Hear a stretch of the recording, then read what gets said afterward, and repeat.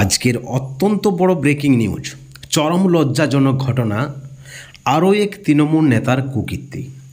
চাকরি দেওয়ার নামে 5 লক্ষ টাকা হাতানোর পর সেই টাকা ফেরত চাইতে গেলে চাকরি প্রার্থীকে ধর্ষিতা হতে হয়েছে। যদিও তাকে গ্রেপ্তার হতে হয়েছে, গ্রেপ্তার করেছে রাজ্যের পুলিশ, কিন্তু এই ঘটনা কোথাও না কোথাও আপনাকে ভাবতে বাধ্য করবে। আপনারা সকলে জানেন, সুপ্রিম কোর্টের সুপ্রিম রায়ে ইতিমধ্যেই চাকরি হারিয়েছেন 26,000 শিক্ষক শিক্ষাকর্মী।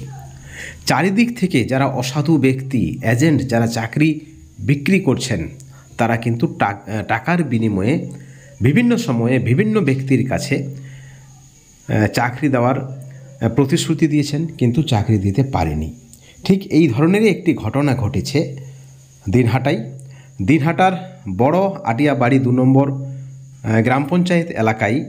যিনি তৃণমূলের অঞ্চল সভাপতি, তিনি চাকরি দেওয়ার নাম করে 5 লক্ষ টাকা হাতিয়ে নিয়েছেন এক মহিলার কাছ থেকে, এবং তারপর যখন সেই মহিলা টাকা ফেরত চাইছেন তখন তাকে ধর্ষণ করেছে বলে অভিযোগ উঠেছে। একেবারে মারাত্মক অভিযোগ।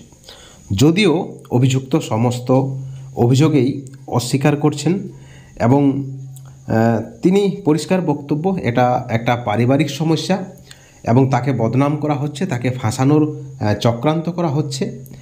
কিন্তু পুলিশ তাকে গ্রেপ্তার করেছে।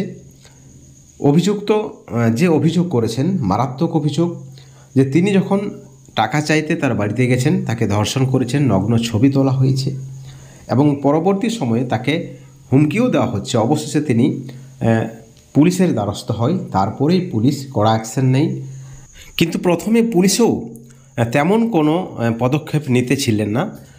অভিযুক্তর পরিবারের পক্ষ থেকে পরিষ্কার জানানো হচ্ছিল যে তারা প্রয়োজনে কলকাতা হাইকোর্টে যাবে, এবং পুলিশের পক্ষ থেকে অভিযুক্তর পরিবারকে নাকি বলা হচ্ছিল যে তিনি পালিয়ে গেছেন, তিনি গা ঢাকা দিয়েছেন, তাকে ধরতে পারছে না পুলিশ।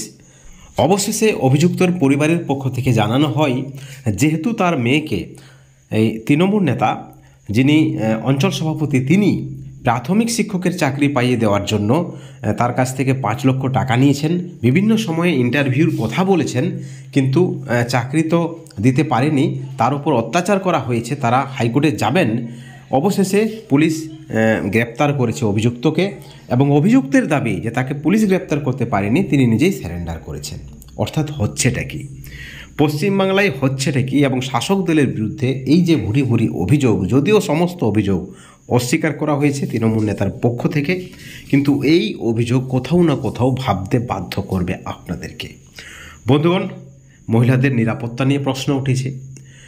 এমতো অবস্থায় আপনারা দেখেছেন মুর্শিদাবাদের যে ঘটনা, সেখানে ওয়াকফ বিলকে নিয়ে যে অশান্তির সৃষ্টি হয়েছে, সেখানেও আপনারা দেখেছেন কিভাবে মহিলাদের উপর অত্যাচার করা হচ্ছে। বিভিন্ন মিডিয়াতে আপনারা সেই খবর, সেই ফুটেজ আপনারা দেখেই থাকবেন। প্রশ্ন উঠছে যে বাংলায় মহিলাদের নিরাপত্তা কোথায়?